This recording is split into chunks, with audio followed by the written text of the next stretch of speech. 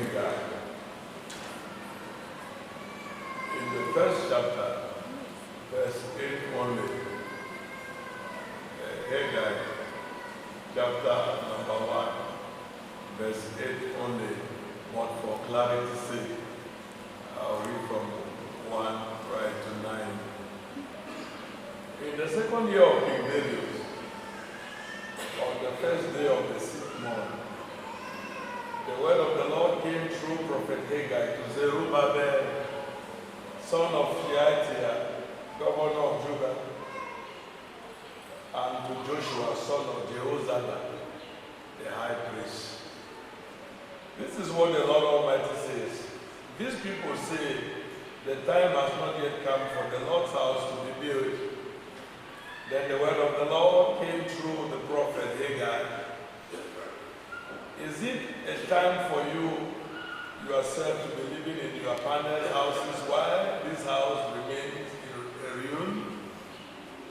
Now, this is what the Lord Almighty says. Give careful thought to your ways. You have planted much, but have harvested little. You eat, but never have enough. You drink, but never have your fill.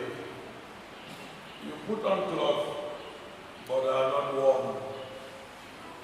You earn wages only to put them in a purse with holes in it. This is what the Lord Almighty says. Give careful thought to your ways.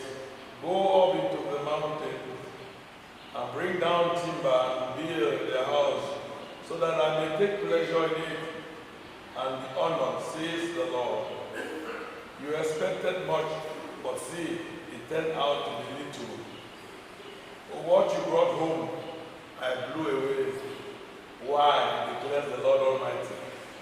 Because of my house, which remains a ruin, while each of you is busy with his own house. This is the word of the Lord. Let us pray.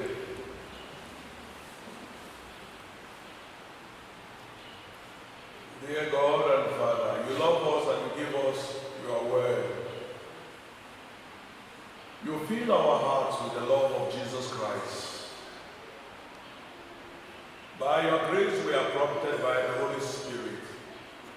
Grant us understanding, that we may uncover the mystery in your word, the power of your will, and the love in your command. Enable us to obey, to sacrifice, and to give thanks. In the end, let your word be a counsel, a blessing, and an inspiration. Through Jesus Christ, your Son, our Lord, we pray. Amen. Amen. My dear brothers and sisters in the Lord, we are very happy by the grace of God to give an expose of the theme given to us by God. Each time the Lord speaks, we are bound to obey, because in obedience lies the secret of the kingdom. A house for the Lord by divine investment. In 586 BC, the armies of Babylon under King Nebuchadnezzar destroyed the temple in Jerusalem, the symbol of God's presence with them. In the 538 BC, 48 years after King Cyrus, the dominant king of that era, was used by God to conquer the Babylonian Empire and to set the captives free. Cyrus declared that the Jews could go back to their beloved city, Jerusalem, and rebuild the temple. So they traveled to Jerusalem and began the work. But then they forgot their purpose and lost their priorities as opposition to building God's house, and apathy brought the work to a standstill for 15 years. Prophet Ezra captures this part of the narrative. I quote Ezra. Then the peoples around them set out to discourage the people of Judah and make them afraid to go on building. They bribed officials to work against them and frustrate their plans during the entire reign of Cyrus, king of Persia, and down to the reign of Darius, king of Persia. Ezra 4:4-5. My dear brothers and sisters in the Lord, the prophecy of Haggai was written in about 520 BC. Haggai prophesied, calling the people back to God's values. Listen to Prophet Haggai. I quote Haggai. Is it a time for you yourself to be living in your paneled houses while this house remains a ruin? Again, is it a time for you yourself to be living in your paneled houses while this house remains a ruin?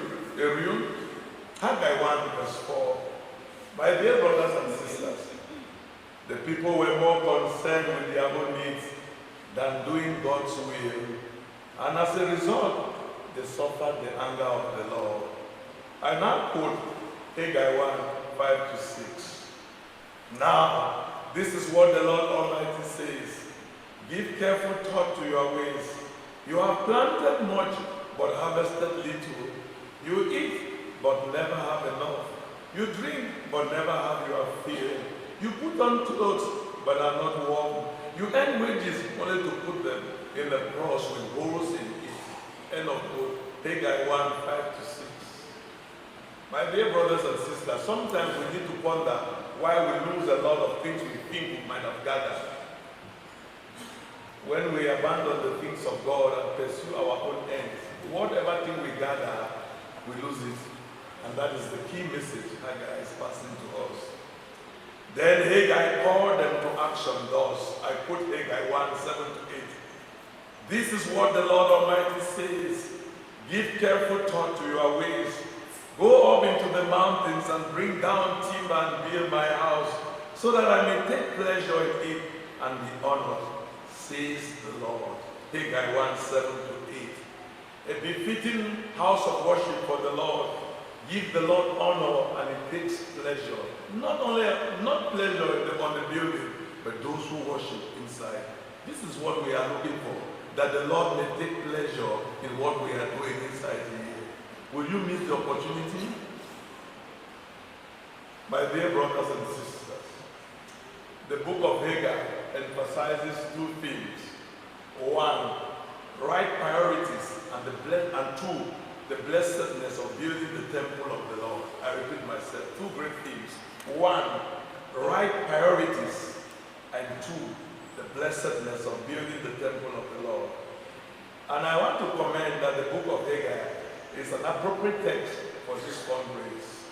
My dear brothers and sisters, ours is a very busy world with scarce resources, a very increasing dependency rate, and demand on few viable persons. The average capable person is plied with pressure, immediate, urgent, and necessary demands.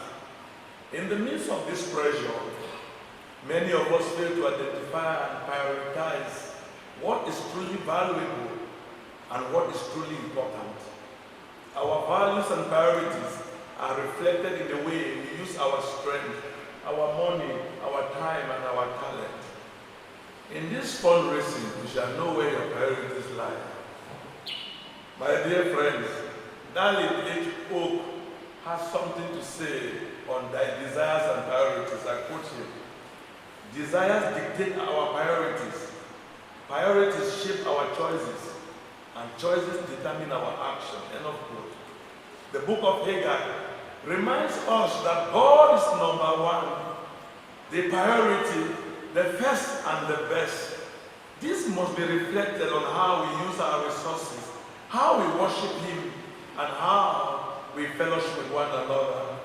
Sometimes making God our priority is a silent praise of the heart.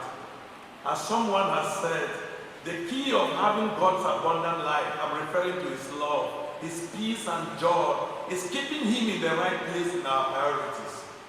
God said to Abraham, I put Genesis 17 verse 1. And when Abraham was 90 years old and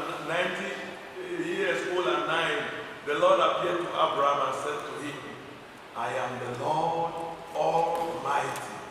Walk before me and be blameless. I am the Lord Almighty. Walk before me and be blameless.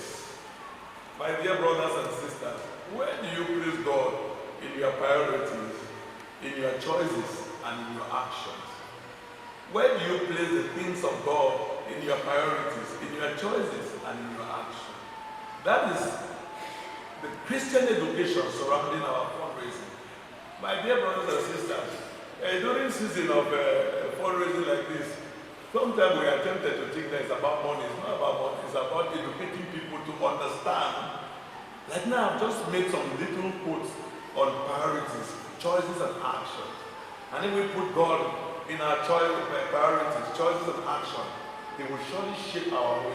This doesn't apply only to a fundraise. It applies on everything about our life. The worst life you can live on earth is when you have no focus. The worst life you can live is when you have no direction. But the worst life you can even live is when God is not the one on the driving seat. Come back to Jesus and let Him sit on the driver's seat and take you along. My dear brothers and sisters, it is easy to make other priorities more important than doing God's work.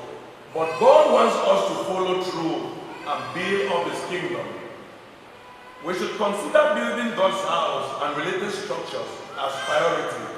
Such structures make visible the knowledge of God to unbelievers.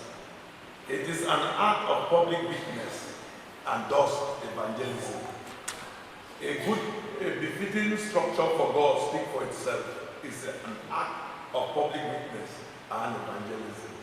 Building the house of God is always a strong public statement of faith which expresses the physical presence of God in a given community.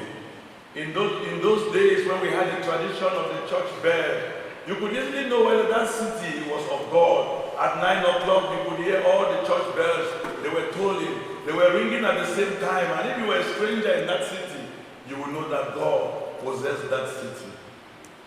My dear brothers and sisters, a befitting church house is a whole manifestation which assaults the devil. The reason why every church project begins with sharp disagreement then ends up in triumph, unity, and joy. Don't stop. Don't make excuses. Set your mind on what is right and do it. Get your priorities right and straight and see how the Lord will reward you. Make God your first priority, not your last resort. Repeat after me. Make God your first priority. Make God your first priority. Not your last resort. Not your last resort. In crucial times like this, we show our love for the building of the kingdom of God by trimming down what we spend on the devil and give it to God. I don't expect your salaries to change. I don't expect your incomes to change. But I expect you to reduce what goes to things that do not matter, then you bring it to God. That's recapitalization without you. How about that? Very simple. Very simple. So in crucial times like this, we show our love for building the kingdom of God by trimming down what we spend on the devil and rather give it to God. What we do not spend for God, the devil takes it 10 times. Once we miss our priorities, as called out believers, we serve the devil. When you put God first and everything you do, you'll be amazed at what happens in your life. When you show up for God, He will show out for you. Make doing God's work a priority and watch what He will do this season, my dear brothers and sisters. I'm getting out to the second aspect of the sermon. It is interesting to know that the prosperity of the people was linked to the success of building the temple of the Lord. When the people built the temple, they prospered. When they stopped building the temple, poverty entered. And that's why in verse 9 we read, you expected much, but see, it turned out to be little. What you brought home, I blew away. Why, declares the Lord Almighty? Because of my house, which remains a ruin, while each of you is busy with his own house. My dear friend, is it not embarrassing that for more than how many years we have existed, we are still fighting, we are still struggling with the place for worship for children? That when we have our reception, we throw them out, and then we put our food, we put our decorations, and then the children are out somewhere, nobody cares whether they worship. Is it not embarrassing? Is it not misplaced priority? Is it not embarrassing that we come here, groups are hanging under trees to practice to sing, and when rain starts falling, they carry benches, they are running. Sometimes all the groups are mixed in this hall. Nobody knows who is singing what.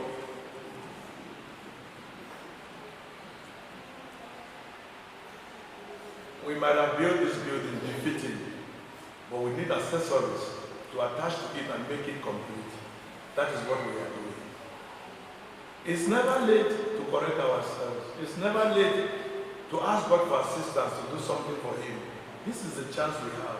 Let's set our priorities right, and God will help us, my dear brothers and sisters.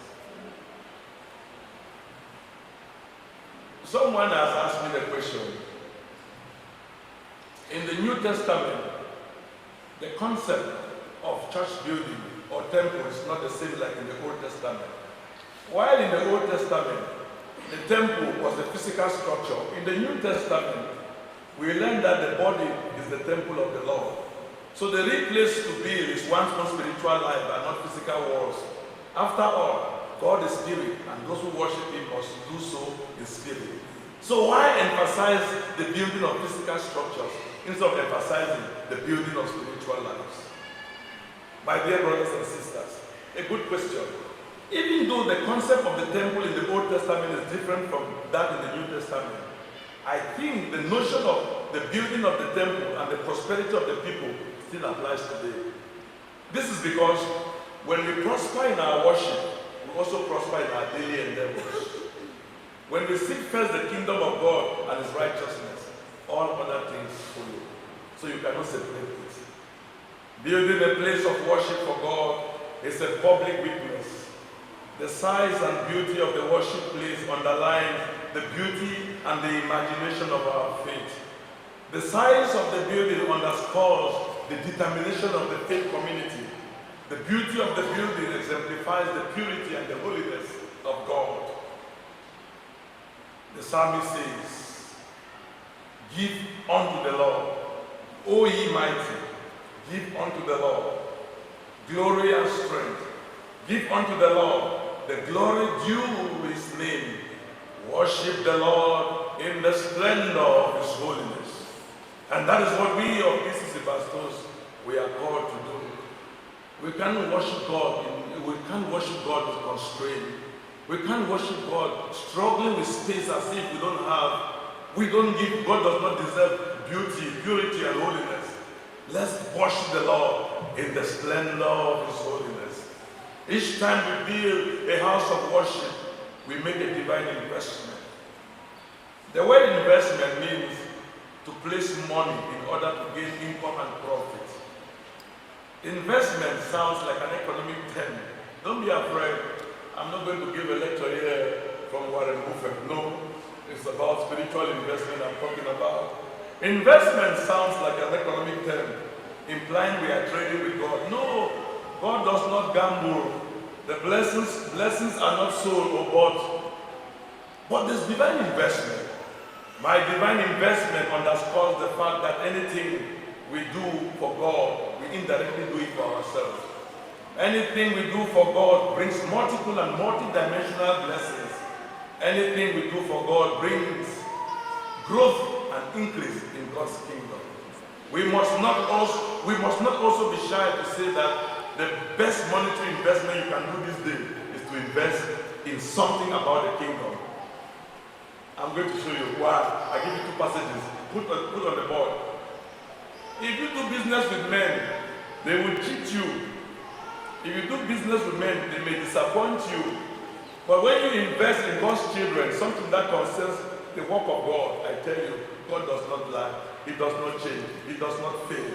Whatever thing you put in comes back to you. In Matthew 6:20-21, we read, I quote Matthew, but store up for yourself treasures in heaven, where moth and rust do not destroy, where thieves do not break in and steal. For where your treasure is, there your heart will be also. End of quote. If you invest in hungry children in the church, you have kept it in the hands of the Lord. No one can take it from them. If you invest in your family, you have just sustained your blessing because God will keep on putting it in your hands. If you do not invest in your family, you are worse than an unbeliever. The Bible says this. If you invest in mission, helping people to go to heaven, I tell you, no one can ever touch that. So the best investment you can do is to do it here. And the best place you can come is to come here. You don't have accidents here. People don't have accidents in this house. Why go to places where you have trouble and accidents? Come here.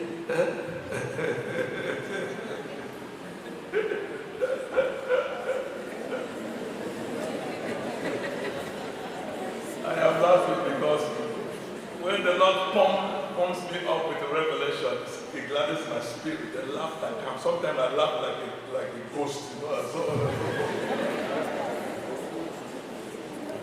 Now, some of you have heard this my cracking, laughter, like a ghost.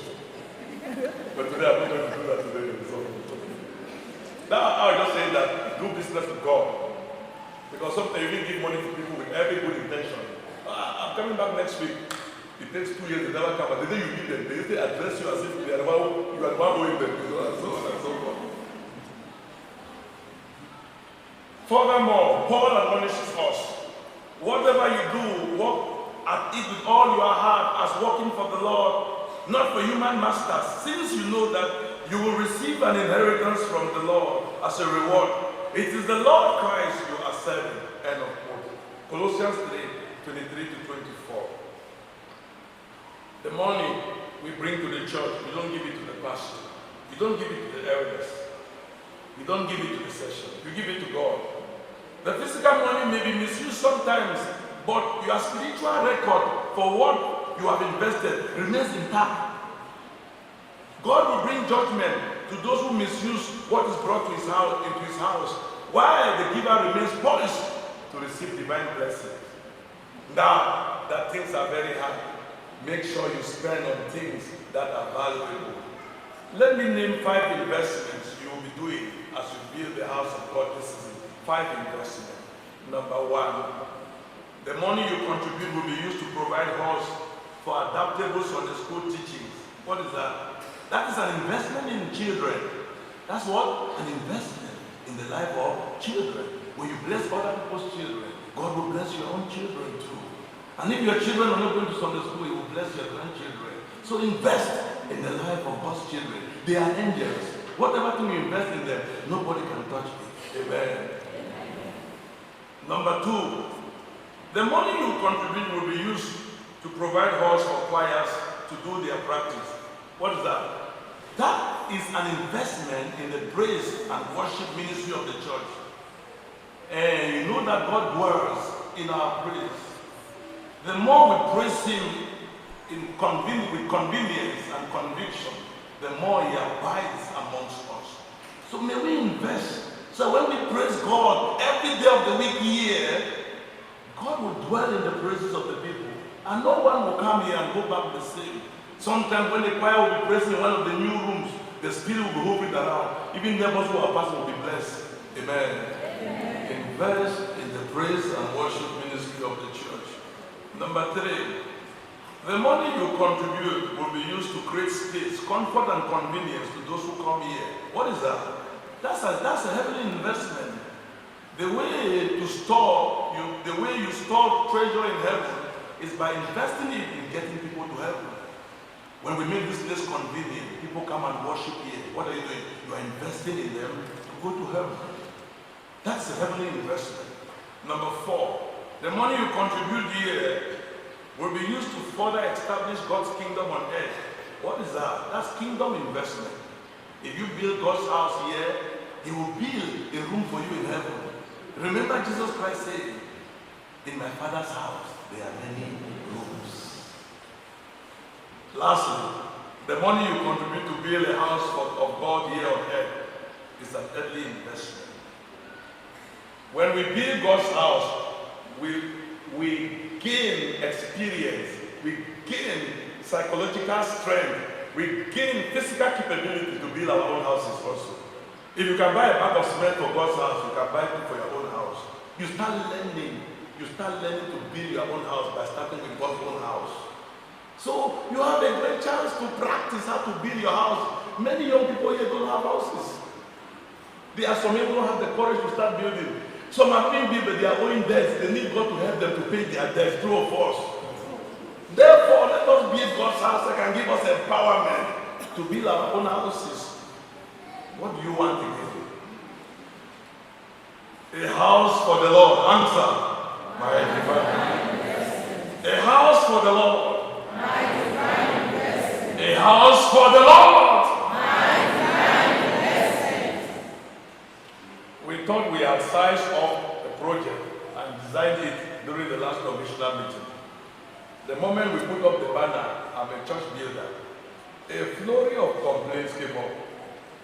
We have asked the projects committee to review the project, keep the current proposal on hold until during the August commissioner meeting, when we shall call another broad-based discussion on the exploration of the different spaces available in the compound. The outcome of such conversation should be accompanied by design, statistics to show feasibility and viability. But for now, let us have in mind that we are raising funds as a first step to a new vision, a long-term vision, to improve our infrastructure, make worship life comfortable and convenient, and make a public witness of God that befits the growth of our faith since we came here. It is still a fund raise to build more halls, more rooms, more toilets. Raising funds even before the design is a positive sign, an uncommon enthusiasm, and a testimony that we are moved by faith and not by sight. We are dreaming of a multi-purpose building. We have not seen it, but we believe it, and we walk towards it by faith. In the end, our relationship with God should be our number one focus. We know that if we take care of that, God will take care of everything. Invest in people to go to heaven by giving them a place to worship God. You would have stored treasures in heaven. And lastly, let us endeavor to build the real temple, our spiritual life. Your soul is God's temple. Take care of it. God bless you. Amen. Amen.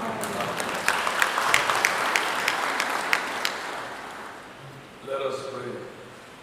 Dear God and Father, bring our hearts and minds to this great and marvelous thing you want to do in our congregation. May we be focused only on the right things and do them at the right time. I'm praying for these your children. First, that they may overcome the spirit of mammon that denies them the right to bless God and to bless the things about the kingdom. I'm also praying for them in the spirit of Abraham. When Abraham made up his mind to sacrifice, you gave him, O Lord, the element of the sacrifice. Whoever has made up their mind, whoever has made up his or her mind to do something, may you place at their disposal the element of the sacrifice. Make it so abundant that they may end up blessing your house, blessing your church, and they will have something else in their hands to care for their families. I pray for abundance. I pray for supernatural outpouring. I pray for breakthrough. I pray for unpaid debts. I pray for uncommon sources of income. I pray that the God of all grace will make you rich at all times and in all places, so that you may be able to do good for his glory, for his name, for his honor, now and forevermore. Amen.